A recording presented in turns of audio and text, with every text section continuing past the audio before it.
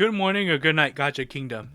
So, I know that some of y'all were expecting this video, so I got into the closed beta test for zerowake gates. Yes, I know, I finally got into a closed beta test for something. Oh my god.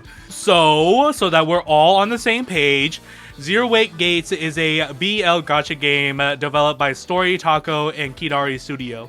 Storytaco is widely known as a slop otome mobile gacha, well not gacha, but like they mostly do slop otome mobile games. And they've started recently putting out some AI slop otome games recently, so not the greatest. Kidari Studio isn't actually a game studio, they're a webtoon production house. So that's why the game looks the way it does, because Kidari Studio is probably the ones that is doing all the artwork, while Storytaco is handling all the gameplay stuff. And to make sure that Storytaco and Kidari Studio doesn't come busting down my emails, this is a closed beta test version of the game that I played, and all the gameplay that you're looking at is from the closed beta test. And because it's a red circle closed beta test, this could be all different compared to the official drop of the game that's going to be happening in December. So take that as you will. However, I can share my experiences of the closed beta test. So that's what this video is. Wow, that's crazy. And to be fully transparent with you, like a PNG, I really only put like 2 hours into this closed beta test. I know some of y'all probably booing and would be like, oh, I would have put more hours than you. Look. Life by Desiree. I don't know this one.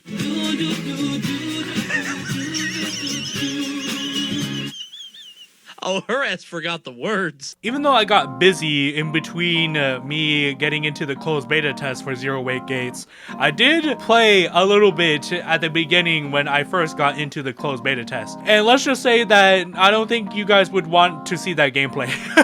It was pretty buggy, and just like Kuro Games when they first dropped Withering Waves, Storytaco did a 24/7 life support on this closed beta test, which is the correct move. For any nerds that are curious, when I opened up the game, it crashed, and then when I opened up the game, it loaded. I got into the game, I played a little bit of the first little opening arc, I played a little bit, I got the first fight, I got done with the second fight, the screen froze, and I was like, uh-oh.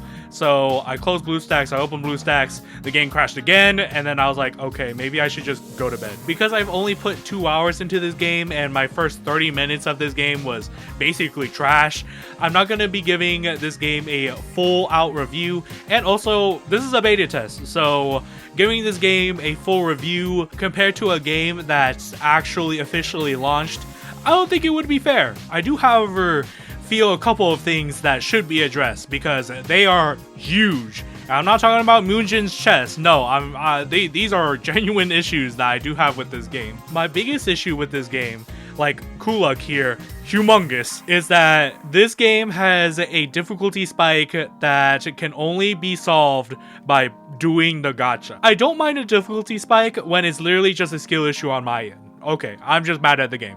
Oops. What did you tell me? Check it out. I do mind a difficulty spike when it's literally like you have to have these characters to beat this chapter so that you can progress the main story. And that literally happens at the end of chapter 1. Like, I'm literally only 2 hours into this game and I can literally not progress any further because I'm not pulling on the banner and getting more characters. How this game works is that there's two classes of characters. There's the espers, which are the guys that actually beat up enemies, and there's guides. And guides are essentially just equipment. So they equip onto the espers and then they can buff the guys, heal the guys. However, the important thing is that guides can't battle. So if you're just pulling on the banner and you just get a bunch of guides, you aren't actually getting characters, you're just getting a bunch of weapons. And it becomes very, very apparent very quickly when you're going down the literal first hour of gameplay in this game. The first boss that you fight is a big mutant tiger man and two wolves, and they hit hard. in total, when all 3 of them actually hit you, they take about 1/3 of your HP, which wouldn't be bad if you had a full squad, but if you just have one guy taking all that damage, you're basically done in 3 turns.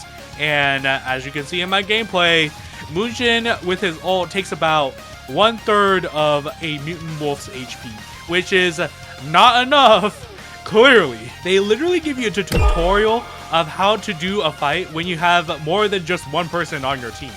Like, they expect you to have more than 2 people on your team. Like, we literally meet these 2 in the story. They could have given us these 2 for free.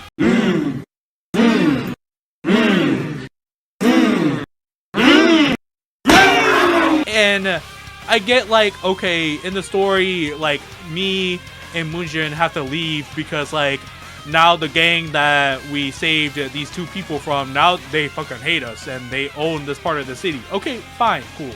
Like, we gotta get the fuck out of there and they can't help us in the story anymore. But, like, they can still help us in the gameplay department. They can still help us beat the shit out of some of these enemies because they've beaten the shit out of me. Speaking of gameplay, I think this game is really boring to play, to put it very bluntly. Zerowake Gates is a turn-based RPG, as you can see, and its system is really basic. It's get the characters, they have elements, the enemies have weaknesses which are on top, so you have to make sure you hit them with their weaknesses if you want to do big damage. There's a skill point system where if you do basic attacks you get skill points, and then you can use the skill points to use your skills. Well, that's crazy, do big damage. And then if you gather enough energy, you can use your ults, but you don't want to use your ults too many times because there's a bottom bar below the HP, and if that bar becomes empty, then you can't use your ult anymore. But that doesn't really matter because by the time a fight is done, you've only used your ult maybe once or twice, or maybe 0 times at all. The only thing that makes us different from every other turn-based gacha game on the market right now is the fact that you can have sex with your equipment boy, and when you do, you can buff yourself or you get a little bit of HP, and that's about it. And because the gameplay department is lacking so much, it makes you look at everything else and you're like, oh, the music's kind of generic, and also visually it's kind of boring to look at. So every fight just feels like a chore, and then when you get to the end, you're like, oh my god, thank god I'm done with that fight.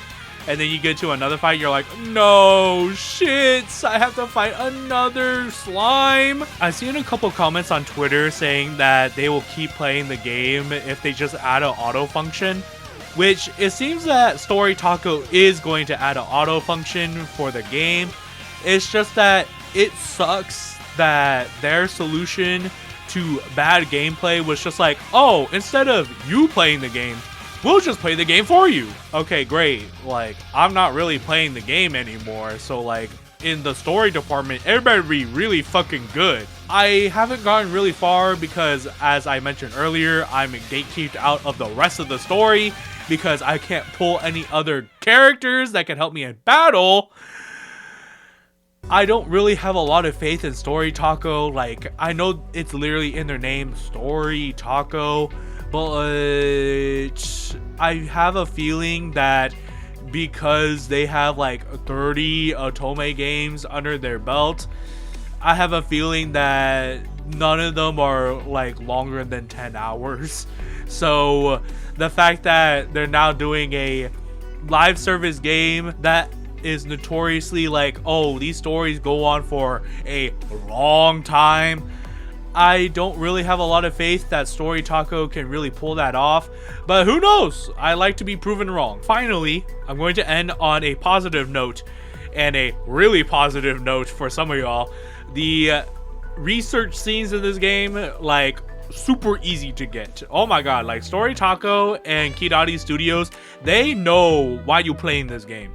So like literally the first 5 minutes of this game, you wake up and you in this church, or I'm pretty sure it was a church, and it's an orgy.